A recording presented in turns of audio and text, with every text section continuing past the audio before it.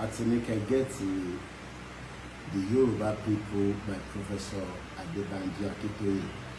Ìwé tó sọ gbogbo tí ọmọ Yorùbá gbọ́dọ̀ mọ̀, tí ó ní ọ̀pọ̀lọpọ̀ ọgbọ́n àtòye tó dẹ̀ nípa ìtàgbédání.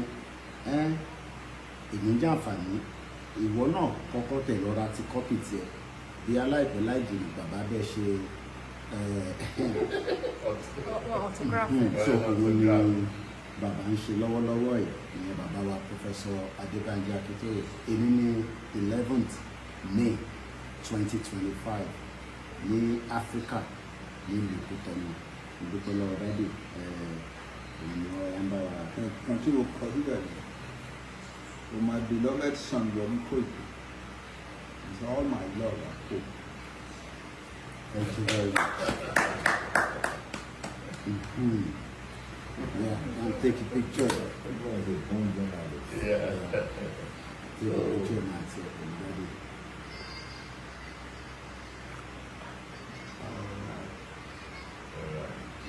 Congratulations.